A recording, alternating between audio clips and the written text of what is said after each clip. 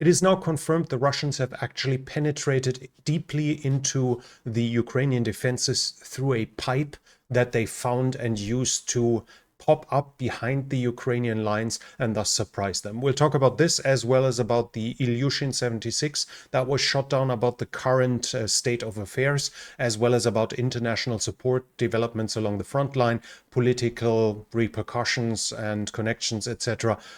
As you know, we'll talk about everything connected here in this situation report about the war in Ukraine.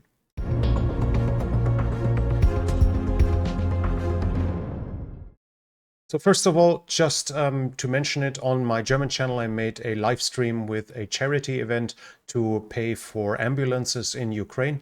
And a lot of Germans donated, but I mentioned it here in the community notes, and I saw that some of you donated as well. So just so you know what happened to it, so far we bought 3 ambulances that are currently on their way into Ukraine already to save lives. The money is only half spent though, so we can expect 2, maybe even 3 additional ones in the future, depending obviously on the price, as they are used ones. The price isn't predetermined right away. But your donations will save lives. Thank you very much for that. Let's switch over to the overall situation. It's still unclear what happened to the Il-76. The Russians published some videos showing supposedly prisoners of war being brought to the Il-76 and boarding it. There's another video of the Russians showing the debris field, and a soldier is showing a cut-off arm, a human arm that shows the trident tattoo, so it would indicate that it's a Ukrainian soldier, a Ukrainian corpse there. But this is not fully conclusive, as you would expect more body parts flying around, and the rumors are still going massively wild. There's still no international commission at place. The International Committee of the Red Cross was not allowed to go there, so it's purely the Russians observing it, and that obviously raises doubts whether those prisoners of war were actually on board. The Russians by now published a new list. So the initial one that I mentioned in my last situation report was from a Russian propagandist, and as I said in the last video, this we shouldn't take too serious. I just showed you that this list was already debunked, but it doesn't matter. It matters if a list published by the Ministry of Defense of the Russians would be debunked. Now they've published a new list, and from what I found, it seems to actually be the names that were expected to be exchanged. That doesn't mean anything though. That just knows that the Russians knew who they were exchanging. Whether those were on board or not is unclear, but at the same time, the Ukrainians don't seem to be sure either. They don't deny that they shot it down, and they don't vehemently emphasize that there were no prisoners of war on board. They're asking for international commission, international partners to survey the situation, to look into it, etc. But what they don't do is is to say that the Russians are lying. There was not a single prisoner of war on board. So it seems like the Ukrainians themselves have some doubts whether they might have actually shot down the plane filled with their prisoners of war. The Russians now claim that they gave warning to the Ukrainians 15 minutes prior to the plane arriving. Obviously 15 minutes seems to be pretty tight, so it could be an honest mistake that simply the chain of command didn't give that news to the air defense unit in the place. But at the same time, the Ukrainians are denying that they ever received a warning about an impending flight with prisoners of war, so the situation remains unclear. All we can do now is speculate, and there's not too much of a point in it. As of now, we only know the plane was shot down, and in the moment of its crash, it was likely flying away from Belgorod, but that doesn't mean anything. It could be a holding pattern. It could have been withdrawing after detecting some active radar system of air defenses out of Ukraine or whatever. Something like this would well be possible. So as of now, we don't really have any proof. We'll keep an eye on it, and if there are any news, I'll talk about it here on that channel. Other than that, Ukraine has done a fresh air attack with their drones on a refinery of the Russians here in Tuapse. This video, which is unfortunately butchered with that absurdly big watermark, but you can see this object here. This is a drone that was filmed on the ground flying past by Russian citizens and observers, and then you see the result here. A fire was burning for several hours, and at least international reports claim that the refinery is taken out, at least for now. So another strike, and another successful strike against Russia's export infrastructure for carbohydrates. We have more videos here, by the way, so you can see the size of the fire. We have it from different perspectives showing the damage that was actually done. Let's switch over to the front line itself. Russia has done more intensive artillery fire in the region of Sumy here. There, the Ukrainians were reporting that at least 8 towns were shelled and at least 100 explosions were recorded. And right now, a couple of hours ago, the report is that Andrivka, which should be this one here, I'm not sure if there's another one, as usually they have a lot of towns with the same name, but here at Andrivka in Sumy region bordering to Kursk, 4 kilometers inside, which should be more or less what we see here. So here this morning, Russian soldiers entered and shot 2 civilians. The Ukrainians have explained, so we have another incursion by the Russians over the border, where so far ground fighting had stopped for a while. On the Eastern Front itself, the fighting is obviously continuing. The Russians claim successes in the direction of Kupiansk. They claim successes close to Ivanivka. Here they claim successes in the direction of Kochmalne and especially Berestove. They say they have been successful here. No proof though. Might be, might not be. As of now, I simply can't say whether they actually managed to advance in this region. Let's switch down further south right away over the Siversky Donetsk. Here we have fighting that is continuing. There was fighting around Bilhorivka, usually in the direction of Siversk, more or less. There are clashes being reported. A concentration of fire was in Chasiv Yar, though, in the direction of Chasiv Yar. Here, Bodanivka was contested for quite a while. We have Ryba, the big Russian military blogger. They are saying that they actually withdrew from the center of Bodanivka, and they are only holding the northeastern part of the town now, which would mean that they withdrew somewhat here. But at the same time, we have a Ukrainian military blogger, a pro-Ukrainian one, saying that the Ukrainians lost more territory inside of Bodanivka. So funny enough, the Russians say we had to withdraw, while the Ukrainians say, no, you were actually advancing. As of now, it seems unclear because according to my formula, admitting your own defeat is a fairly reliable way to judge the development along the front line. And now both sides admit defeat. So I honestly have no idea how it worked, how it changed. The only thing that seems to be clear as of now is that both sides have a presence inside of Bodanivka. Where exactly the front line goes, unfortunately, I can't say. The mill blogger, the Ukrainian one, is saying 40% is under Russian control of Bodanivka. Let's go down further south to the next changes or the next events. That's Avdiivka. And here we have a fresh Russian position, fresh Russian advance, if you want it this way, recorded here, right northwest of Stepove. It was an attack with an FPV drone, roughly here. So we know that the Russians try to advance, try to bypass Stepove in the north. This doesn't seem to have been successful, so we know some additional activity. We simply don't know, though, how far, if they manage to take the next positions. It doesn't seem like it from what I find. But what we do know is pictures now about what happened in the pipe.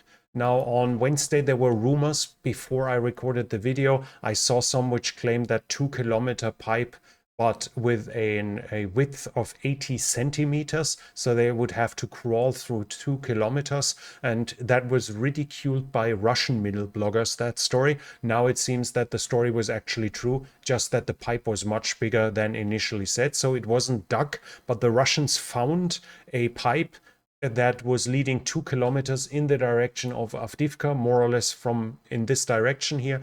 And they had to excavate it. They had to clean it out. They had to, with the air being troublesome, they had to open ventilation access to it, and then they had to cut through the pipe and get an exit for their soldiers to leave it. They camouflaged work on the pipe with artillery fire to basically blind any possibility for the Ukrainians to hear work on it. And at the same time, this allowed them, once they were done, to bypass the Ukrainian positions. We see some video here of them in it. At least it's supposed to work.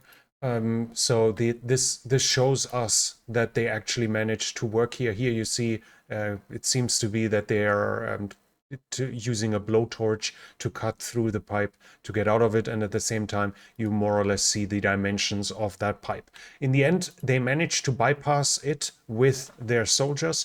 They entered the positions of the Ukrainians behind this position here, which was one of the main defensive lines in the south, a former restaurant, and that allowed them to kill a lot of Ukrainians there and take the rest prisoners and then advance into the town here. As of now, the reports are that the Ukrainians do significant effort, put up significant effort to push the Ukrainians back. At least 3 days, 3 consecutive days, heavy Ukrainian counterattacks were reported, but they don't seem to have been successful, at most partially. But the Russians are clearly, including from judgment from the Ukrainians, they are clearly here in the southern built-up areas and have taken positions in here. At the same time, the Ukrainians say that they lost additional position here in Pervomaiske. I have again Ukrainian mill blogger admitting that they lost small areas in the south of Pervomaiske. As we said in the past, this was to be expected, and we should expect the Ukrainians to withdraw a little bit here as their supply situation on those forward positions is now very much in danger. Further south, the Russians claim some successes in Herhivka. Here, basically the adjacent town to Marinka. They claim to have advanced further here. I cannot prove it. It seems possible that they took some positions, but overall no change in territory that can actually be proven and be recorded. And that's it for the rest of the front line. Now I can tell you some names of towns so you can listen to me mispronounce them, but whatever it is, I do not see any proof of a change in territory, be it in the area here south of Velika Novosilka, south of Orechiv, or along the Dnipro. Nowhere can I... Of course, fighting is being reported from all those areas, but no change in territory. When we come to the overall situation, Ukraine is saying the Russians intensify their use of chemical weapons. Now they have been witnessed to use CS gas grenades that were dropped, and they are freshly produced in 2023. Now, a couple of months ago, the RUSI, the Royal United Services Institute, made a report about the use of chemical weapons, as even tear gas is being considered a chemical weapon. Just in full transparency, we're not talking about mustard gas or something like here. We're talking about CS gas, about tear gas, but it's still a chemical weapon according to the convention which Russia signed. And in the initial reports, it was guessed that maybe they received those grenades for policing actions, as the Russians expected the war to be over fast, and then those soldiers would have to pacify, and for that they would need tear gas. But as they didn't win the war and they were in trouble, they said, hey, we have those tear gas grenades, why don't we just drop them in the Ukrainian positions and take them over? Now, this is still a war crime in this, but at least this would be somewhat understandable and excusable, and you would say a local initiative. But if it's true that they're now using grenades that were built last year, that clearly shows that they're being freshly supplied. So somebody is making the deliberate decision to send chemical weapons to the front line to allow Russian troops to use it, despite international agreements which Russia has signed and ratified, clearly banning the use of them. At the same time, the Ukrainians have struck a training center in Ilovaisk in occupied Ukraine, and according to this Russian mill blogger, which is well connected in the intelligence community, according to them, 24 Russian soldiers were killed at a training center where they were supposed to learn to fly drones. 4 additional ones were injured. When it comes to sabotage, espionage, partisans, etc., we have the Russians saying that they arrested 2 citizens in Rostov-on-Don that were spying for Ukraine. They have contacted the Ukrainian authorities out of their own initiative and then got paid to delivering information about personnel and about the defense industry. They are being threatened now with 20 years in prison in case they are being sentenced. And the NATO secretary, no, this is politics. I'm sorry. So let's continue with troop generation. We have here from the BBC Russia, they are saying that the Russian soldiers are no longer getting getting 6 months contracts and then no longer getting pardons. When they're now being recruited into the Storm V battalions, then they have to sign a 1-year contract, and that contract is being extended for as long as the war lasts, and no longer simply being handed a pardon after 6 months of survival.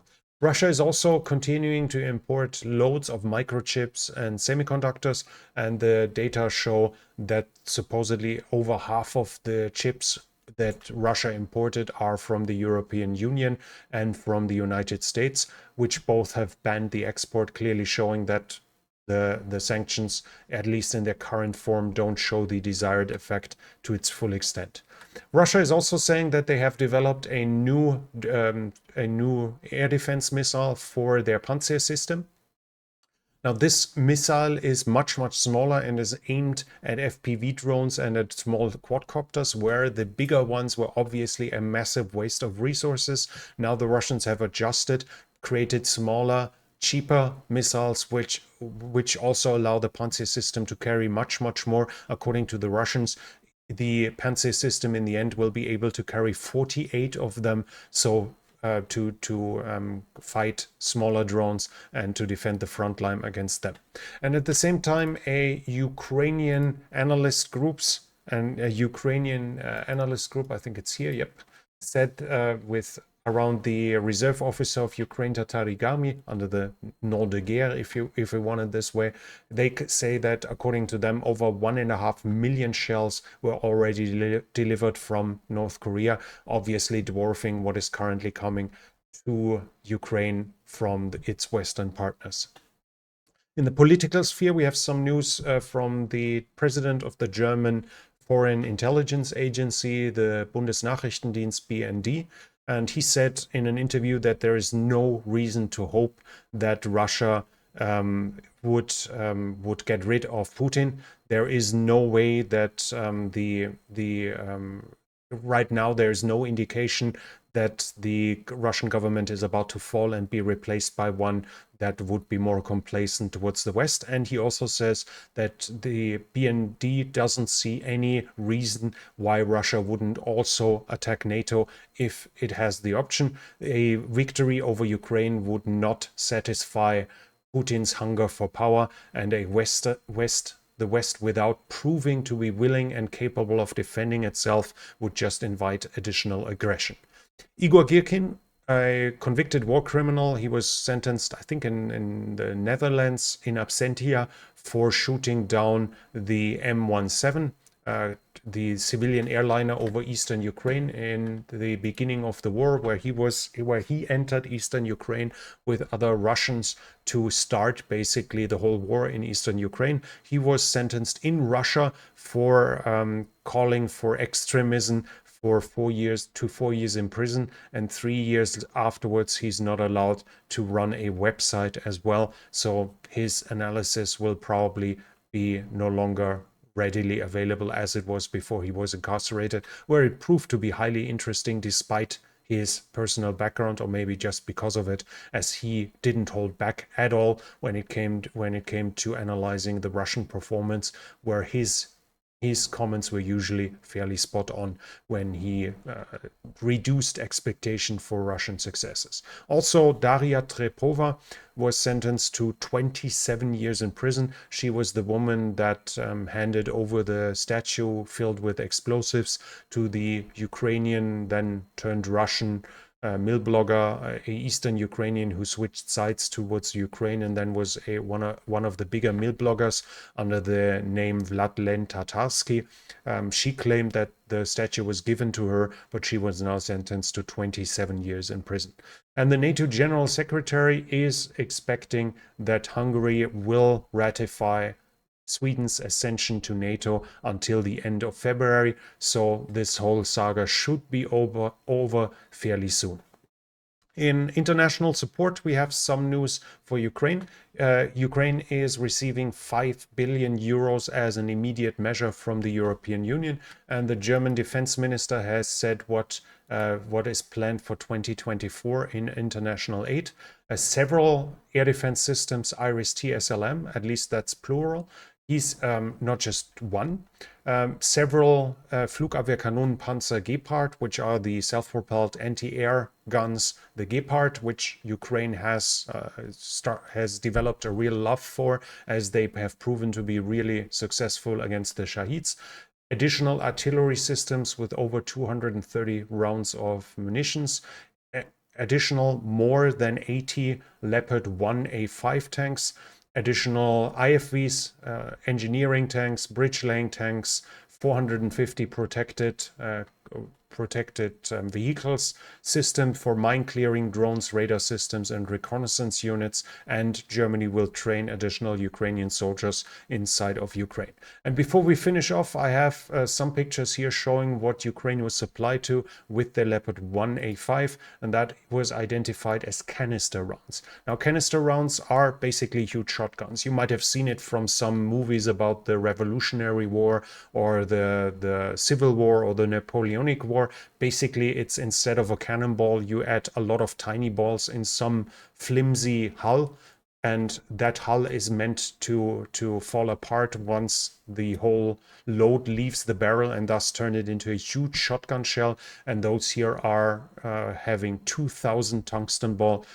So at medium to short distances, that's an absolutely horrifying weapon, even though it's not explosive, because it can simply shred everything in its way. And we see that Ukraine has received them.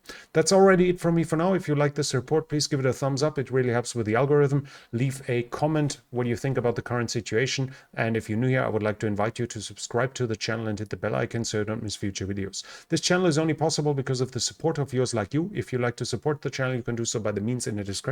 And that's it from me for now. Thank you for watching, and I'll be back.